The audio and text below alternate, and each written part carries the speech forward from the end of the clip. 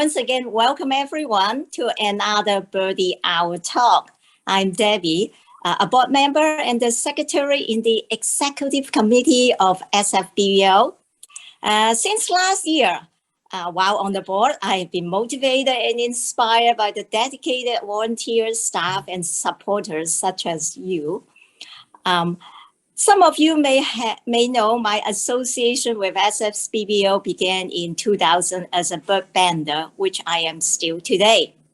And I've decided to dive in and spend more of my time and energy as a volunteer with SFBBO because of the 4 decades of conservation and committed impact SFBBO has for birds and the environment, and how SFBBO has informed and shaped public thinking and behavior.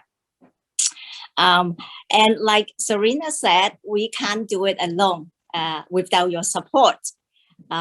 Birdie Hours is a fantastic program for scientific discussions and conservations. Today's talk is special to me personally because it is closely related to bird banding and is about a worldwide collaborations of effort to track bird migrations. The Motus Tower and technology is something that SFBBO is excited about and actively implementing in the South Bay and the San Francisco Bay. You will hear more from us on Motus Tower and bird tagging later this year. And to educate us on this exciting technology is Amy McDonald, our speaker for today.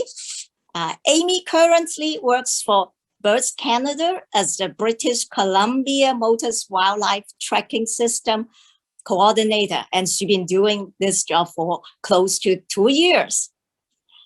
She spent several years working as a field technician, primarily with shorebirds in the Bay of Fundy and James Bay, fantastic places for birders. She also worked with seabirds, passerine, and small mammals on various projects. She was awarded a Western Foundation Fellowship from the Wildlife Conservation Society Canada for her work on red knots on the James Bay. She loves being in the field and is interested in migration, population, ecology, and conservations of highly mobile species. I wonder if that included snowbirds. So a very warm welcome to Amy McDonald. Thank you, Amy. Thank you, Debbie. And thanks, Serena, for inviting me to speak today. So I will get started here by sharing my screen. So I'm joining you from Vancouver, where I acknowledge that I'm on the traditional and unceded territories of the Musqueam, Squamish, and Tsleil-Waututh First Nations. I acknowledge the deep connections to and the history of these communities on this land, and I'm grateful for their continued stewardship here. Birds Canada understands that Indigenous voices, knowledge, and ongoing work on the land are critical for wild birds to thrive in sustainable ecosystems, and we support the needs, aspirations, and rights of Indigenous peoples to care for the land. So today I'm going to talk to you about the Motus Wildlife Tracking System, which is an international collaborative endeavor to track the movements of small flying animals, and mostly that's birds, but also bats and even some large insects as well. And I work for Birds Canada. We're a nonprofit, a national nonprofit for bird conservation, and Motus is one of our programs in partnership with many collaborating institutions and organizations. So this evening, I will give you a bit of background about Motus, talk about how it works, and give you some examples of the really interesting research that folks have done using Motus, and then give kind of an overview of how this system has developed over the last few years, especially here in Western North America. So the conservation of migratory species can be pretty challenging because it requires considering threats to species that occur at different stages of their life cycle that typically span multiple jurisdictions, habitats, and landscapes that are often thousands of kilometers apart. So in order to enact effective conservation measures for migratory birds, first we have to figure out where bottlenecks are occurring, where populations are limited, and then prioritize where and what conservation actions may have the greatest impact for these birds. So as Debbie mentioned, I studied red knots on the James Bay coast, so I like to use red knots as an example. They experienced large declines in the late 1990s and the early 2000s due to overharvesting of horseshoe crabs in Delaware Bay on the east coast of the States. And so red knots feed on these horseshoe crab eggs during their spring stopover in Delaware Bay. And they'll double their weight in as little as 2 weeks and then fly directly from Delaware Bay to their breeding grounds in the Arctic. However, because of overharvesting of horseshoe crabs, red knots were not getting enough food and couldn't gain enough weight for their migration to the Arctic. And the horseshoe crab fishery is more regulated now, but still red knot populations haven't fully recovered to what they were previous to those large declines in the late 90s and early 2000s. So what is preventing recovery for red knots? When and where in the annual cycle is their population being limited? So understanding that full annual cycle of species and how all the seasons and places are linked is really important for effective conservation, but it's really challenging for these migratory species that migrate such long distances. And so tracking technologies are one tool that we can use to give us a lot of insight into an animal's life cycle. And there are many types of different tracking technologies, and the important thing to note is that they're all complementary. There's not necessarily one size fits all solution. It depends on your research question, which one you might decide to use. So to give you a few examples, geolocators can give you a full year of data, and they determine rough location based on day length, so using light levels. But you have to recapture the bird and recover that geolocator to get the data. So that can be challenging. Banded birds is inexpensive and it's not very invasive, but the recapture rate can be quite low. Similarly, leg flags, you don't need to recapture the bird to read a leg flag with a spotting scope and identify an individual. So the recapture or resighting rate is a bit higher, but still not as high as some of these technologies and tags. So you've got GPS tags, and they can be very precise in the locations that they give, but they record a limited number of points, especially the smaller the tag and the smaller the animal, the smaller the tag they can carry. Satellite tags similarly give you very precise locations, but the technology isn't quite there yet to make them small enough for smaller birds like passerines and some of the small shorebirds to carry. And so then we have radio telemetry. And radio telemetry tags can be very, very small. So small birds like warblers can carry them, but the bird has to pass close enough to a receiver station in order to be detected. So how many detections you'll get depends on how much receiver coverage you have in the area. So the MODIS wildlife tracking system is an international collaborative research network, and it uses radio telemetry, and specifically coordinated automated radio telemetry to facilitate research and education on the ecology and conservation of migratory animals. So like I said, that's mostly to date been birds, but also few folks have used MODIS to study bats quite a bit. And just now, people are starting to study some of the larger insects as well. So radio telemetry has been used to track animals since the 1960s, and the fundamental concepts at the base of radio telemetry haven't changed since then, but the technology has developed quite a bit. Essentially, how it works is a transmitter emits a signal at a specific frequency, and then that signal is picked up by an antenna that is connected to a receiver that's monitoring at that frequency. So these receivers can be in a fixed location, or they can be mobile. So they could be a person carrying around a handheld receiver, or this picture here is the receiver unit in a car with the antenna likely mounted on the roof of the car. So traditionally, when wildlife researchers used radio telemetry, the transmitters would each operate at a at a different frequency so that they could be individually identified by that frequency, and then the receiver would cycle through those frequencies, monitoring for each of them, and you would be able to know what bird was being detected by what frequency the receiver was searching for and detected at when it got a hit. However, MODIS is a little different. It's radio telemetry with a twist. So the philosophy behind MODIS is that we can harness the collective power of many individual research projects into one big coordinated effort that can allow us to expand the scale and the impact of everyone's work while also maximizing the research and conservation funding that's available.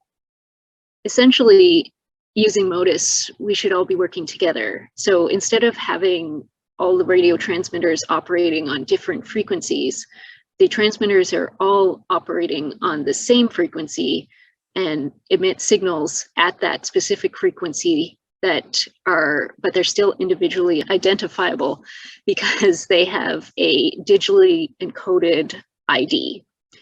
So all of the receiver stations can be continuously monitoring for all the transmitters in the system because they're all operating on the same frequency, but they can still identify individual animals because of that digitally encoded ID. So the system should grow and develop cooperatively so that everyone can benefit from it. And most importantly, we can all work collaboratively on our research so that it can benefit conservation efforts as much as possible. So while researchers can still work on their own projects using MODIS, these projects can also be leveraged collectively to gain more knowledge about the threats that migratory species face. So what are the advantages of radio telemetry? The smallest available devices are for technology transmitter tags. So other than bird bands and like color bands, radio transmitters are the smallest available devices because some can weigh as little as less than 0.2 grams. So they can be put on very small animals, those that are too small to carry larger technologies like satellite tags. They also have very high temporal precision. So when a bird is detected, you know it was there right down to the second. So this can be really helpful when you're studying something like departure timing. When do birds leave a stopover site on migration, for example, and under what weather conditions might they have left? You don't necessarily need to recapture the bird to get the data back. The detections are stored on the receiver, not the transmitter, unlike some of those other devices I mentioned, like geolocators. And MODIS is radio telemetry. It is collaborative and it's automated. And what that means is the receivers are continuously monitoring for transmitters, not only when you go out with a handheld antenna and scan for tags, although you can definitely supplement your research with that, but they're also listening for tags all the time, independent of whether you are there or not. And also it's coordinated because Birds Canada houses all of the data for all of the projects that are part of MODIS. So all the data is integrated into a centralized MODIS database, which facilitates this collaboration among users and means that we can make visualizations of the data available to the public on the MODIS website. So if we can take a closer look at some of the key components of MODIS, first we'll look at the animals that get tagged and the tags that they're equipped with, and then the receivers that detect them. So here are the radio transmitters, a few examples of the different types of radio transmitters that can be used with MODIS. They're both solar and battery powered tags. So the battery powered tags can weigh as little as 0.2 grams, but the smaller they are, the shorter the battery life they have. So larger tags will have a bigger battery that will last longer. The solar tags are quite new. They're a more recent introduction to the system than the battery-powered tags. And there's one type, this one in the top left corner here, that doesn't have a battery at all. It's quite light. It's only about 0.4 grams. but because it has no battery, it's only going to transmit when it's powered by the sun. So you're only going to get detections during daylight hours. The other solar powered type is here in the bottom right corner. And that one has a battery incorporated into it. And then it also has these tiny solar cells that will recharge that battery. So it can, in theory, last indefinitely, but because it has that battery incorporated as well, it's heavier at about 1.5 grams. So only some of the larger birds can carry that. And then here you can see a red knot that's just been tagged and is being released. And you can see the little antenna that comes out the back of the transmitter and over the tail of the bird.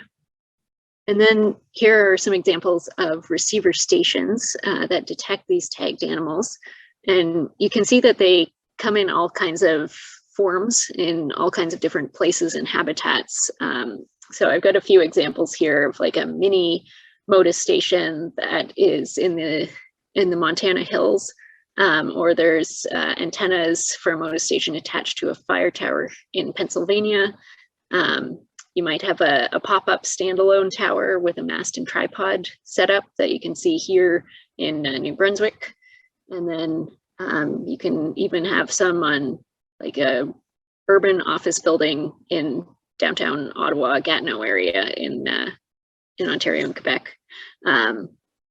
So all kinds of different ways you can build a MODIS station. And most researchers put up their own MODIS stations, and with the right tools and a little creativity, anyone can put up a MODIS station. This photo here is some folks who got creative and used a tree trunk in the mountains in the Andes in Colombia to put up a MODIS station. And then for some of the ones, we definitely enlist some help from collaborators. So this is one of the MODIS stations that I helped set up a little over a year ago, and the city of Surrey here in BC helped us out with their bucket truck to get the antennas mounted up on their pump house station. So basically, you need antennas that you can elevate and fasten securely to a mast or a structure, and then connect those antennas via cables to a computer part of the receiver. And however you can get these antennas mounted, you can probably figure out a way to build a MODIS station with all sorts of different styles. The receivers themselves, which are the computer hardware part of the MODIS station, they come in a couple different types. There's the sensor station, and then there's the sensor gnome receiver, and they work very similarly, just made by different companies and providers. So they can be connected to the internet or the cell network to transfer data back to that centralized MODIS database automatically. Or if there isn't Wi-Fi or cell coverage, they can be visited to download the data manually, and then you can take that data back and upload it to MODIS yourself. They're also open source software, so if someone was technologically inclined, more than myself, you could build your own and do some tinkering with it. And certainly some people do build their own sensor gnomes and are actively working on developing the software as well. So these receivers can be powered by solar, which you can see here in the photo on the left, where MODIS station is attached to a wetland viewing platform, and it's got a solar panel powering it there on the side. Or they can also be just plugged into your standard power supply if you've got a nearby outlet. Under ideal conditions, MODIS stations can detect a tagged bird up to 10 miles away or more. It definitely helps if you've got a clear line of sight and you can get the antennas up high, like this lovely view from a hillside in Montana on the right side, the bottom right here. And so this is a map of all of the MODIS receiver stations as of today. So it really is an international network at this point. There's over 1,000 MODIS stations worldwide. And mostly they're in Eastern North America, where the MODIS system started. but it's growing in South America, Europe, and Australia as well. And it's also expanded quite a lot here in Western North America over the last couple of years. So when you put all these tagged animals together with the big array of receivers, and what you get from MODIS is that data recorded by these receivers reveal animal movement across the landscape. So I have an example here of semi-palmated sandpipers and white-rumped sandpipers that were tagged in James Bay in Northern Ontario during southbound migration. And the data collected through MODIS shows how they moved from James Bay out to the east coast of Canada and the United States, with a lot of the semi-palmated sandpipers here in green going to the Bay of Fundy, which is a major stopover site for them. And the white-rumped sandpipers tending to go a little bit further south to the east coast or southern Nova Scotia there. However, MODIS isn't quite as simple as transmitters plus receivers. Since it's an international collaborative network, it definitely requires quite a bit of infrastructure support and behind the scenes maintenance to keep it all running. So this diagram is just an overview of how it all fits together. So you have the researchers and collaborators who are equipping animals with the radio transmitters, and then those animals pass by the receiver stations where they're picked up, and then that data gets transmitted back to the centralized MODIS database, where it's accessed by researchers and collaborators to analyze and hopefully contribute to conservation science. And the data is also taken from the database and goes to the public interface on the MODIS website, where folks can look at tracks and look at maps of where the receivers stations are. And then we're also working on contributing that data to other data portals around animal movement, like MoveBank and the Avian Knowledge Network. So this is MODIS by the numbers as of this week. I pulled this off the MODIS website this morning. So you can see that there's over 1,300 MODIS receiver stations in 31 countries at this point. And over 278 species have been tagged using and tracked using MODIS thus far, and over 30,000 individuals. So it's been growing quite a lot ever since its inception, and we're really excited to see all the folks coming on board to use MODIS and all of the resulting science publications and what we're learning through tracking all these animals.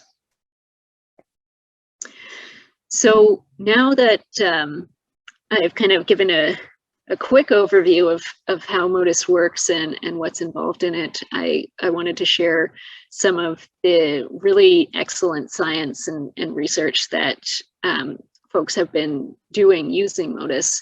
So I first thought I would share a study that was led by Ali Anderson for her PhD work in James Bay in Northern Ontario.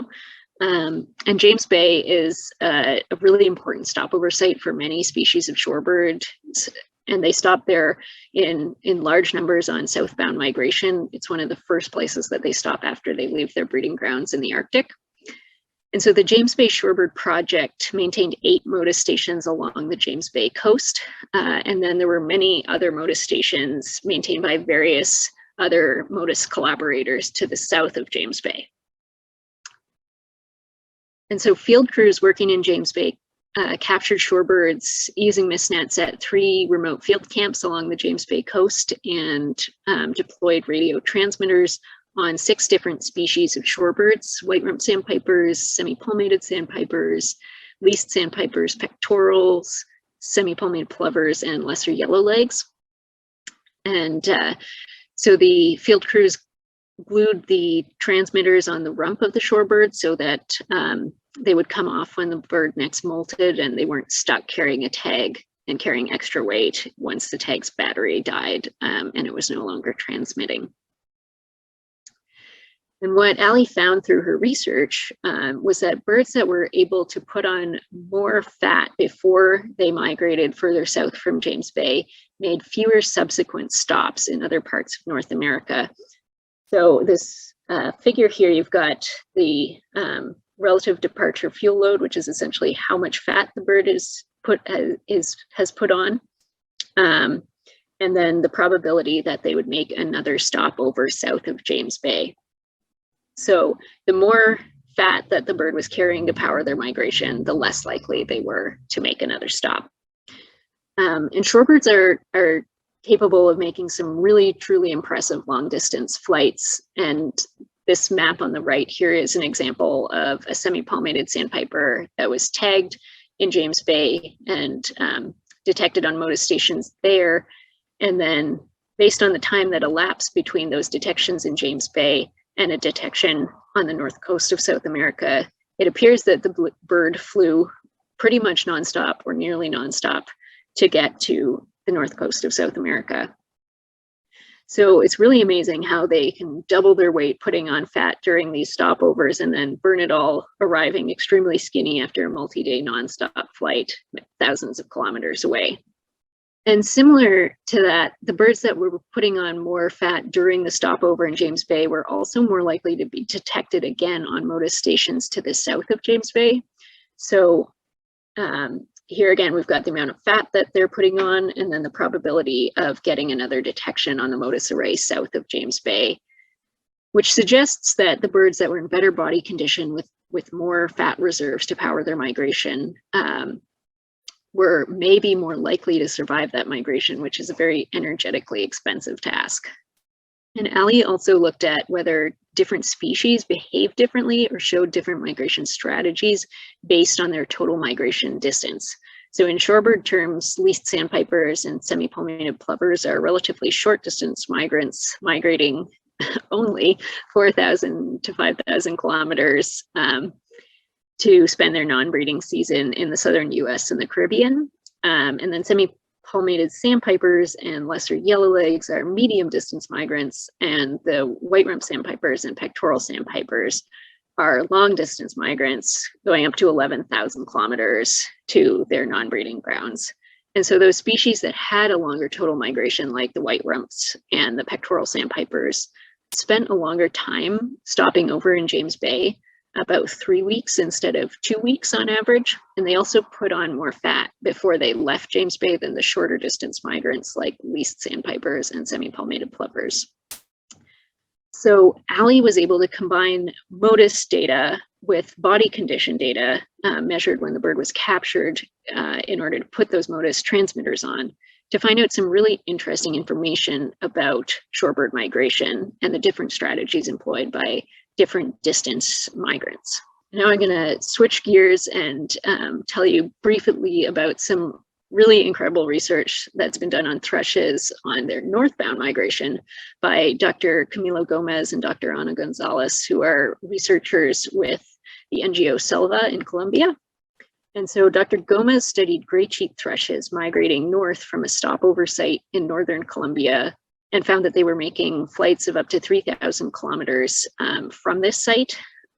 And then she also found that the birds that were able to put on more fat at that stopover site were able to fly faster and arrive more quickly in North America. So you can see that in this figure on the right here, where again, like Ali's study with shorebirds, you've got departure fuel load. So the amount of fat that the bird is carrying on the x-axis here, and then the days between intercontinental detections. So when they were detected in South America and subsequently detected in North America. And those birds that were carrying more fat had fewer days elapsed between their detections in South America and North America. So they were migrating faster. So work like this really shows how important this stopover site in Colombia is for these birds and how protecting habitat like this is essential to conserving migratory species. And Dr. Gonzalez studied Swainson's thrushes on their wintering grounds in Colombia and compared the migration of birds that wintered in native forest versus those that wintered in shade-grown coffee plantations. And the common thinking was that birds that wintered in high quality habitats would be able to leave on migration earlier and therefore arrive on the breeding grounds earlier and potentially have higher reproductive success. But until recently, with the advent of technologies like MODIS, it was difficult to track small birds to test this hypothesis. So they were able to assess habitat quality and found that the native forests were generally higher quality than the shade coffee plantations. But contrary to what was expected, the thrushes wintering in native forest actually left later, not earlier. However, these thrushes that were leaving later from the higher quality habitats were able to migrate faster and could essentially catch up with the early migrants. So this kind of demonstrates that there's more than one strategy for successful migration. So studies like this work that Dr. Gonzalez did show how habitat quality on the non-breeding grounds may be linked to things like arrival time on the breeding grounds thousands of kilometers away. And the collaborative nature of MODIS, where birds can be detected on all the receivers across the system, is what enables this kind of research where you can track these birds over these long distances. I also thought I'd mention a new project that we have recently started here in British Columbia. So this is a project that I've been working on where we've been adding some new MODIS stations to build on the existing network here in the Fraser River Estuary in Vancouver. And we're tagging Dunlin in Boundary Bay and Roberts Bank, which are two sites, Boundary Bay a bit more interior, and then Roberts Bank on the outer coast, to see how much they move around the local area over the winter while they spend their non-breeding season here. So we're in a pretty urban area, being very close to Vancouver, and there may be more development, port expansion in the area. So we want to understand how Dunlin are moving around the Fraser River Estuary and depend on these habitats so that we can better advocate for protecting more habitat in the estuary. And the tagged Dunlin are still out in the estuary. We were out tagging this winter, so this is still preliminary data. And we've got more still coming in, but we can still start to look at some of the movement patterns that we're finding with these birds through tracking them on all the MODIS stations around the area. So we tagged some birds in Boundary Bay, which is here at the south end of Vancouver, and I've got those ones in green. And then we tagged birds also on the outer coast at Roberts Bank. And those are shown in purple here. And so what we can see is that the birds are moving between these areas. Birds that were tagged in Boundary Bay don't necessarily stay there. They're also moving out to Roberts Bank, and vice versa. The birds tagged on Roberts Bank are also getting picked up in Boundary Bay and even at some inland locations. But the distribution isn't even. There are more detections in Boundary Bay for the birds that were tagged there and vice versa. So this is still quite new, and definitely we're excited to see what more data we can gain and analyze this a little more deeply. And we also have a kind of neat collaboration between this project and some work going on in California. So we're collaborating with various partners in California and Mexico and Oregon State University as well on a project to track Dunlin in the Central Valley of California as well. So that's kind of a neat collaboration that's been enabled by the international scope of MODIS, where we can track birds at various locations along the Pacific Flyway and look at the effects of drought on shorebird migration and physiology. Over the years, we've been working on integrating new technologies to expand the possibility of what MODIS can do. So the solar tags that I talked about earlier are a fairly recent addition, and those tags that are particularly light and don't have a battery are through a collaboration with Cellular Tracking Technologies, which is a wildlife tracking company. And these tags, however, operate on a different frequency than the battery-powered tags that many studies had used in the earlier years of MODIS. which are made by another wildlife tracking company, Lowtech. So because these two tags operate on different frequencies, the Lowtech tags at 166 megahertz and the Cellular Tracking Technologies tags at 434, they can't necessarily be picked up by the same antennas yet, although eventually we'd like to hopefully find the technology where we could do that. But so what we're working on to maintain that advantage of MODIS, where all the birds that are tagged can be picked up on all the other MODIS stations in the system, is that we're working on having all these new receiver stations be dual mode and upgrading existing stations where we can, so that they can monitor for both types of tags.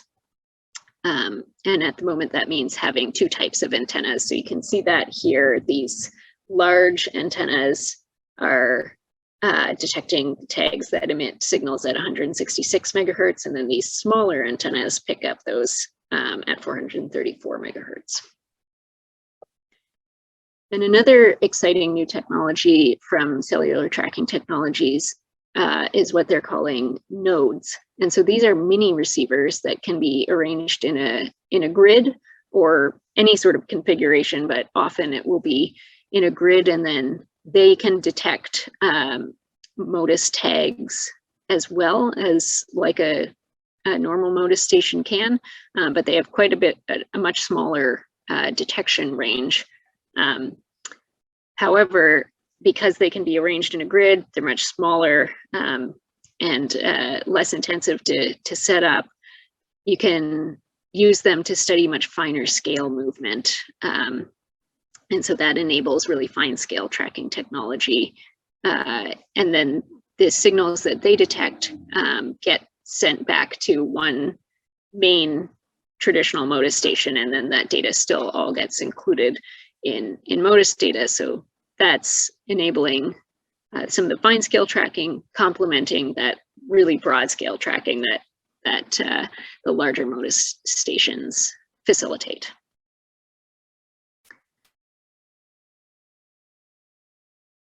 So MODIS started almost a decade ago now, and it began out on the east coast of Canada and in southern Ontario, mostly is where the first stations were built. So as the technology that MODIS uses has expanded, so has the array of the receiver stations. So this is from August 2014, which is somehow almost 8 years ago. And you can see that the array of MODIS receiver stations, these yellow dots, is pretty much limited to the east coast of Canada and the northeast US states, and then southern Ontario and a few up in James Bay here. The same map I showed you earlier, this is a map of all of the receiver station today's. So it's really grown a lot in those intervening years. And one of the reasons that it's been able to grow so much in a relatively short time is through regional collaborations. So one of the earlier regional collaborations was the Northeast MODIS collaboration, which was led by Williston Conservation Trust and others. And so they started up in early 2017 when they saw that there really weren't many stations in the interior Northeast states. There really were restricted to mostly the coast, and then a big gap until you hit the stations in southern Ontario. So they wanted to fill that gap. And what they did was coordinated so that they could add 20 stations in Pennsylvania over in 2017 and another 12 over the next couple of years. And then in 2019, they also added 18 more MODIS stations in Pennsylvania, Maryland, and Delaware. And one thing that they were really successful at was using fire towers across Pennsylvania as a place to mount the MODIS station antennas. So they weren't building entirely new structures, but were able to co-locate the MODIS stations on these existing fire towers. One rapidly growing collaboration is the Midwest Migration Network, and Sarah Kendrick with the Missouri Department of Conservation has been leading that. And so they have a really ambitious plan for receivers, and they're hoping to eventually have receivers at all these orange dots that you can see on the map here. And so they've adopted this strategy, which we kind of term receiver fences, where you have horizontal lines or vertical lines, depending on what direction you're expecting animals to move. So they've planned to have horizontal lines across states to capture a lot of that north-south movement during migration, and then also receivers along the Mississippi, kind of following a natural migration corridor. Moving west, we've got the Great Plains Chihuahuan Desert Motus group, which is led by Bird Conservancy of the Rockies. And they have a focus on using Motus to study grassland birds, which are in steep decline. And they've been super active, putting up lots of great new stations across the Great Plains. And they're getting started on some big tagging projects. I'm really interested to see where that work goes. And then in the Intermountain West, William Blake at MPG Ranch has been leading a bunch of Motus work and making some great progress getting stations up and tracking Lewis's woodpeckers. And then here on the West Coast, where I think most of us are, we have the Partners in Flight Western Working Group Motus Initiative, and Mary Whitfield at the Southern Sierra Research Station has been spearheading this effort. And basically, the area of interest is the entire Pacific Flyway, so it's a lot of ground to cover, very ambitious for sure. But there's been a lot of progress. So in 2017, when Partners in Flight developed a Motus plan, there were almost no stations in the West. There were a few here in southern BC, but otherwise very, very little. And so they had developed a plan for 2021 to greatly expand that coverage. And you can see the prospective stations that they were planning to set up in blue here. And then, so here we are today in 2022, and while the locations don't necessarily match the exact ones they'd set out, I think we have certainly built up the station to match those number goals. And so the growth in the West over the last 2 years has really been exponential, and it's been super interesting to see. So our goal at Motus is to be an example of the power of collaboration, and Birds Canada may be the headquarters, but we couldn't do any of this without all the regional collaborations and the folks championing Motus on the ground in their home areas, like San Francisco Bay Bird Observatory is doing. So I'll leave you with a final example of collaboration, and that's where many researchers pool the data that they've collected through Motus. And so this is a study led by Sjoerd Douwens, who was at the time a postdoctoral researcher with Environment and Climate Change Canada. And he combined the data from 13 independent Motus projects to look at migration speed of 4 different species of shorebirds. And so what he found was that all these species migrated faster in the spring and made longer stopovers in the fall. So they actually flew faster in the fall, higher flight speeds, but because they made longer stops, their overall pace of migration was slower than in the spring. So it could be that they flew slower in the spring to save energy for breeding, or they flew faster in the fall to avoid predators like raptors that migrate a bit later. So this is just an interesting example of what you can do with a big data set that spans the continent or hemisphere when you've got many projects using the same system, so the data can be combined to get more out of it. And at its heart, Motus is about community science. We're a global network of researchers, volunteers, and practitioners, and we hope to provide fine-scale information that's applicable, accessible, and affordable. And we have educational opportunities as well. So there's a migration education program about Motus for schools that we've worked on developing over the last couple of years. And ultimately, we hope that Motus is greater than the sum of its parts and is able to provide relevant information for conservation. thanks very much for your time and attention, and I'd be happy to answer any questions. Awesome. Thank you so much, Amy, for that wonderful talk. Yeah, I thought it was fantastic. It was really lovely to see so many projects and all the different information you can learn from these MODIS data. It's amazing. And it makes me all the more excited for our, MODIS towers to go up and to find out what we'll learn from those. So we'll go ahead and get into questions here. I see a couple in the chat already, so I'll read those out to you. So Becky asks, can anyone look at the MODIS data? Yes, so there, we have public data summary outputs on the MODIS website. It depends a little bit on the different research projects and what the researchers set their data access levels as. So you can choose to share all of your data, in which case you could access it down to the second of all the detections, or you can choose to just provide public summary output. So then that'll tell you on the website, you can go and look at, oh, this bird was detected on this day at this location. And one of the kind of fun things or neat things you can do on the website is go and you can view the tracks of birds. So if you say on a MODIS station at San Francisco Bay Bird Observatory, you go click on that receiver, see what animals have been detected there, and maybe see what Dunlind's been detected there, and you want to see where else it went. You can view all the detections of that bird in a map and an animated track. I'll type the link in the chat there for the MODIS website and the receiver map.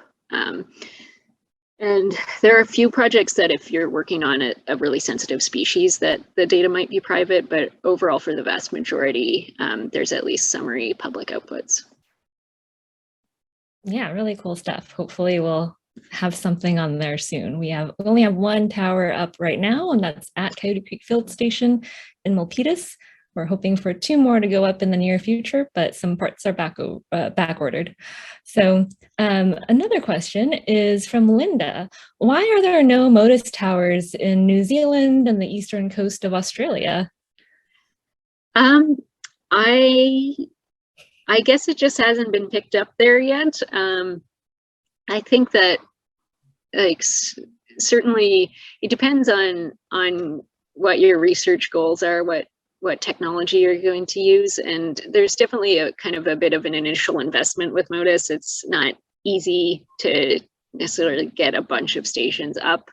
And so we have found at some points like a build it and they will come strategy works, but it can be a bit of a chicken and egg situation where it's like, oh, does the tagging happen? Oh, do we want to build MODIS stations if there's no one to tagging, but we don't want to tag if there are no MODIS stations.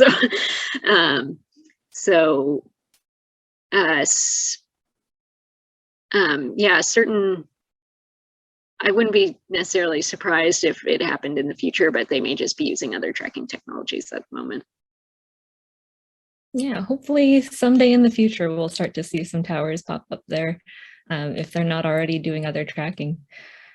So Karen asked, regarding the tags, do birds have to be of a certain size? Would some tags be too heavy for a hummingbird, for example? Yeah, so generally the standard that's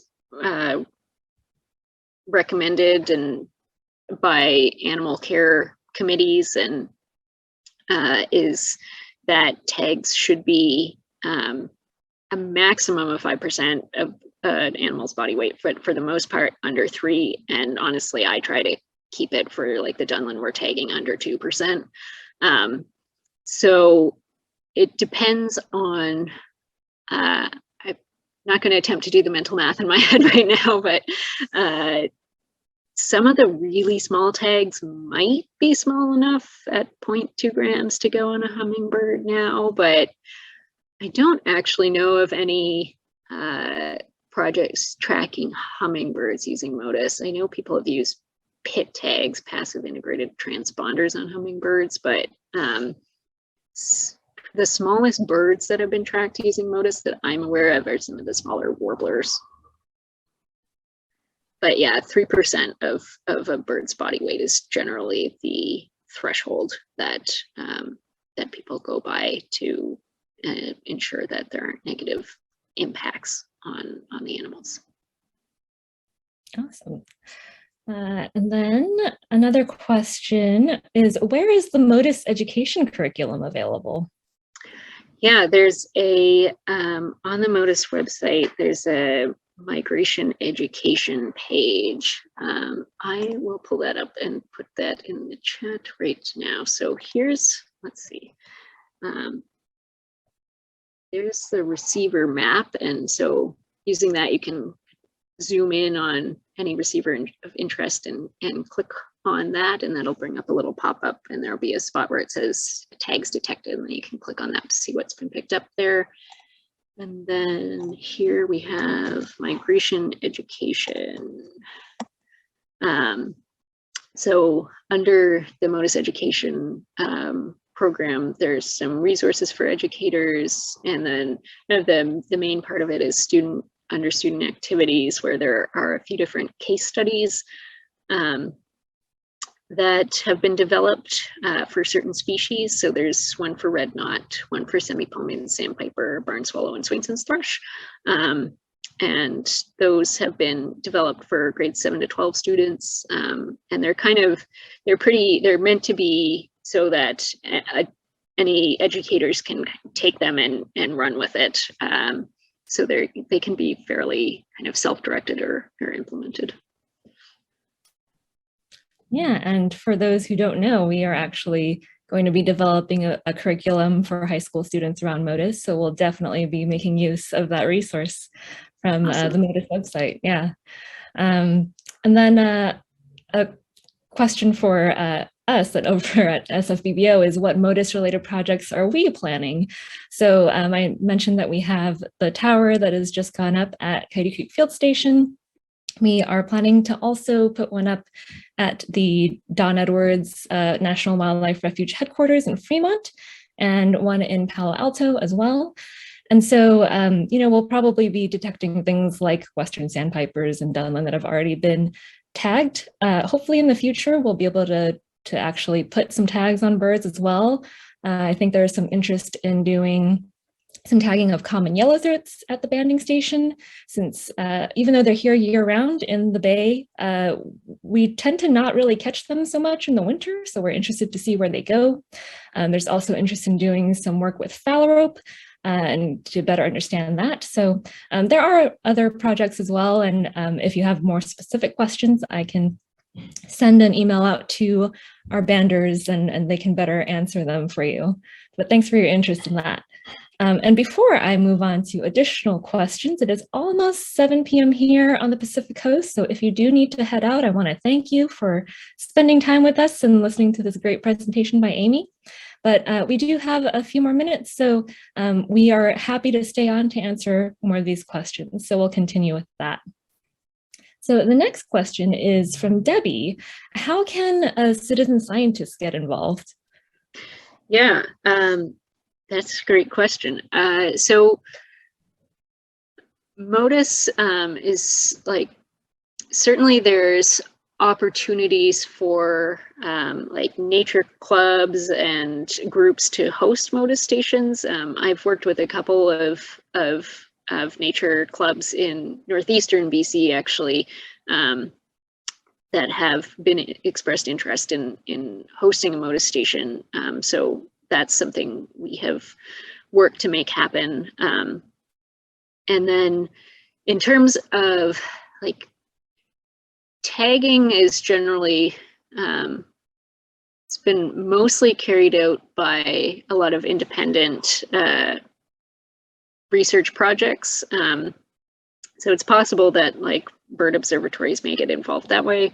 And then, yeah, nature centers and school groups have used the education materials. MODIS doesn't have a ton of data collection opportunities for citizen science, but certainly Birds Canada has a ton of other citizen science programs. I guess a lot of them are kind of the fieldwork is in Canada, but some of them are cross-border, where like that are collaborations with Cornell, for example, like Project Feeder Watch and that kind of thing. But yeah, I mean, we always welcome folks who are interested in MODIS to get in touch with us about possibilities for station locations and that sort of thing, because we're always looking for strategic places to put up MODIS stations, and sometimes finding the station host is half the work. Yeah, definitely. It would be cool to have more towers go up around here too. Yeah, and then the next question is from Jan. With a 10-mile antenna reach, is there any possibility of detecting high-flying night migrators, or is this primarily for low elevation and migrators feeding on the ground? Yeah, so that's a great question, and I don't have a perfect answer for it, but what I can say is that so the way that the detection kind of zone works is that most of the antennas that are put on these MODIS stations are directional antennas. So the direction they're pointing, you're going to have a detection beam coming out from that, and it's a 3D beam, so it's going to be a certain amount wide and then also a certain amount tall. So depending on how high up your MODIS station is, whether that's you put it on a really high communication tower or something, or if you find a high elevation location like on a mountain and then overlooking in a valley or something, you could detect some pretty high flying migrants.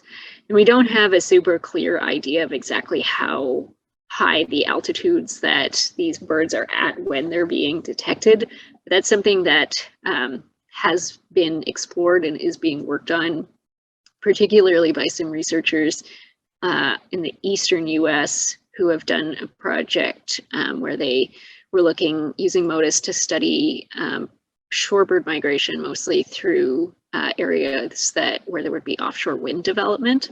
And so they worked with some physicists to kind of try and really model in 3D space what height and what position the birds were at in that zone. And it's very challenging mathematically to do that.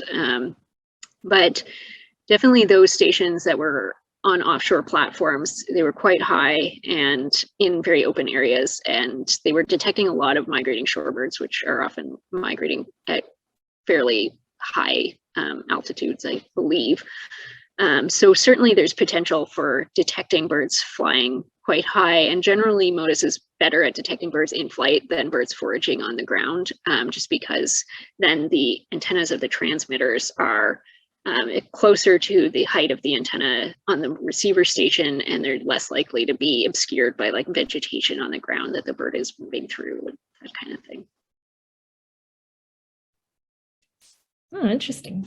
And then another question from Michael is, how is the MODIS project funded?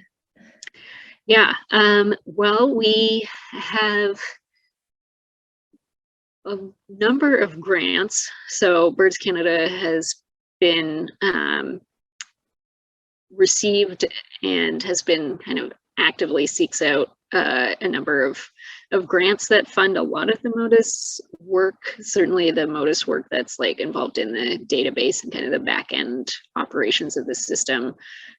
We have one from CANARI, which is like a Canadian Technological Innovation Grant. And then there are some tag fees that are associated with using MODIS. So it's not a huge amount of money, but just a little bit to kind of fund our ability to maintain all that infrastructure for the tagging database. So, but they're on a sliding scale, and certainly if it's an impediment, we will waive them. And if you have, the more receivers you have, the fewer tag fees you'll pay, because by building those receivers, you're really contributing to the broader network as well. And then lots of the MODIS stations are mostly funded by the projects that install them. So they may be getting research funding through their own grants, through private donors, sometimes fund MODIS stations. So all sorts of sources. And then another question from Lisa is, what other animals in addition to birds are being tracked? Yeah, great question. What the animals that have been tracked other than birds have mostly been bats. So silver-haired bats have been tracked in the Western US, Montana, Idaho, I believe. And I'm helping with a project in Northeastern British Columbia to tag little brown and northern long-eared bats. And bats have been tracked across Lake Erie in Ontario and into the States as well. And outside of bats, some projects have tracked insects. So monarch butterflies and green darner dragonflies have been tracked as well. And I think there was a project in Europe that just started tracking bumblebees. Yeah, really cool. Another question that we have is from Caroline. I would think that antenna stations might encounter similar issues around installation and maintenance of the antennas. Does MODIS enable sharing of that kind of information along with the scientific results? Yeah, certainly there's definitely a learning curve to installing MODIS stations, and I have learned a lot and still have a lot to learn. So there's a lot of information in the MODIS guides we have online on how to install stations, different parts and common issues that are encountered. We're also trying to always be updating those guides and providing information to folks. And one of the things that I'm a part of is these regional coordination groups. So I'm part of a Western coordination group, which folks from the US and Mexico are also involved with, and we meet monthly to kind of share new developments and tips about technology and kind of challenges we've encountered setting up MODIS stations, how we've overcome those, so that we're sharing that information with each other. And then we try to communicate it to the broader community at the biannual, twice yearly Partners in Flight Western Working Group meetings. So like we just had one a week or two ago and did a presentation on different types of ways that you can install MODIS stations, and yeah, so we try to make sure that information is shared to as broadly as possible. There's also a MODIS listserv as well that people share questions on and get feedback from the community about. Yeah, definitely a lot of ways to communicate there. And then a question about the guidelines related to the weight of the tag appropriate for the bird's weight. So Yvonne asked, it seems that if the bird has a lot of fat or had very low fat deposits, that could significantly affect the weight of the bird, can't it? Yeah, definitely. Yeah, like I said, with shorebirds, they can double their weight putting on fat for migration. And I remember when I was working in James Bay, we caught a semi-palmated sandpiper and a least sandpiper at the same time. And the least sandpiper actually weighed more than the semi-palmated sandpiper because it was clearly like getting ready to go. It had a ton of fat on it, and whereas the semi-palmated sandpiper seemed like it had just arrived and was super skinny. But generally, so we're generally, when deciding on tag weights, we're not going based on each individual bird every time. So I will, research what the weight of the species I'm going to be working on is ahead of time and get that kind of that lean weight, and I'll err on the side of caution of the lower end of it, and then use that to determine what size of tag I'm going to order, so that I make sure that a bird is the birds are going to be within that limit. And generally, I know what that threshold is going to be when I'm out in the field. So if I did get a super skinny small bird, I just wouldn't tag it. And yeah, I always try to err on the side of caution. So if I catch a bird and for whatever reason it doesn't seem like it's in awesome shape, I just will let it go and wouldn't tag that bird. Yeah, that makes a lot of sense. And I'm sure our banders have the same philosophy there with if we ever get to put some Motus tags on birds, I'm sure they'll be doing that as well. For sure. Great comments here in the chats, but the next question I'm seeing is from Lisa. So Lisa says, I've spoken with a team that tags golden eagles, which said their birds were tagged with 3G receivers that communicate with cell towers. Because everyone is upgrading to a 5G network, they'll lose contact with tagged birds. Have you heard of this problem? And Motus doesn't have this issue because you're not reliant on cell towers, right? Yeah, so I do know that there are tags out there that will kind of store data, it will take location data, it's stored on the tag, and then when they're within range of a cell tower, they'll transmit it back. I haven't used those tags before, I've just heard of them.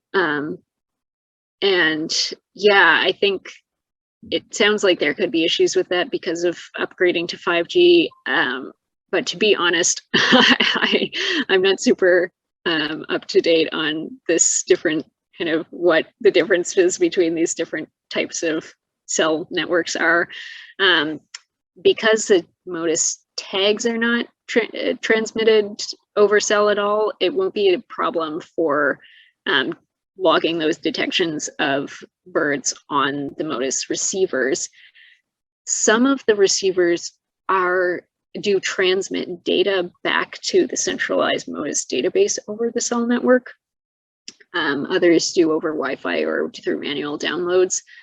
And I don't think that is going to be an issue because they're on 4G LTE. I'm honestly not sure if that's still going to be compatible with 5G, but it's a pretty recent development that these stations are transmitting data back to the Motus database over cell, so no data will be lost. And honestly, I'm not sure if that's going to be an issue, but I am certain that the manufacturers of the receivers are working on that or are aware of it. Yeah, sorry, I don't have a great answer to that question. Yeah, that was really interesting. Thanks. And that's the last question I'm seeing right now in the chats. There's other fantastic comments. Thank you, Michael, for all your input there. So first, I want to thank Amy again for this fantastic talk and thank everybody for attending and sticking around through this Q&A. Amy, is there anything else you want to share with everyone before we sign off? I don't think so, but yeah, just thank you for joining and for wanting to learn about Motus.